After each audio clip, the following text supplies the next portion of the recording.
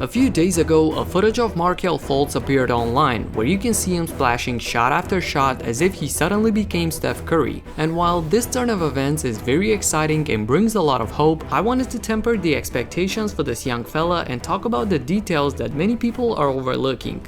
What up everybody, my name is Stefan and this is Heat Check. Let's get into it. Let's start off with last season. How many of you remember that before every game, Fultz would have his shooting arm worked on and stretched for long periods of time trying to improve that range of motion? People talked about him having the yips and things being psychological. A part of it is true, but whenever I saw him not being able to fully extend on the release and follow through, I knew that things are very tight in the shoulder and tricep area, something that I experienced. As a guy with extremely broken mechanics, having to shoot with my left hand from 3 and with my right hand from inside due to all kinds of tightness and stiffness in the elbow, tricep and shoulder area, I 100% sympathize with guys like Fultz or Simmons, and at the same time I totally understand the problem. So looking at these clips, while it's great news that the slide stop, also known as the hitch, is not present, you have to take into account that all of these are set shots, not real jumpers that we've seen that he can shoot, especially in college. Look at the fluidity, the huge elevation on his jumper, and especially that arc. All of it is done in traffic, raising up above the defense and knocking it down. And compare it to these jumpers that were done slowly, feet firmly on the ground and just a slight hop when releasing. The arc is also visibly lower. And of course, all of this is happening in a controlled environment with no defenders around and no pressure. If you follow Gilbert Arenas on YouTube, you'll know that he made 95 out of 100 threes shooting these set shots, being retired for many years. Without bragging, he talked about how it's easy for any NBA player to knock down these shots. Without a defender and with a rebounder, you never break up the rhythm, and once you're in the zone, it's lights out.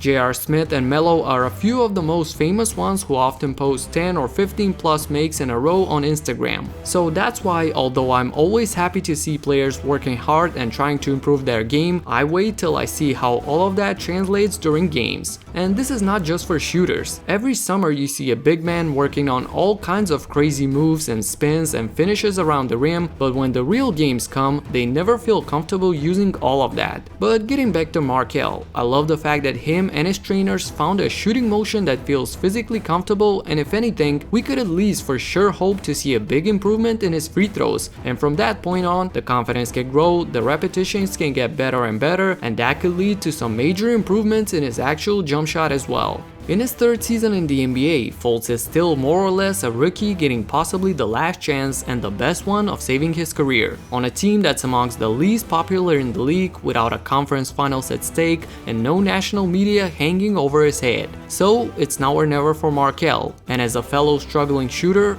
I'm pulling for him to make it. That's it for now. If you like this video, subscribe and hit the notification bell so that you don't miss my future in-depth analysis. Talk to you in the next one. Peace out.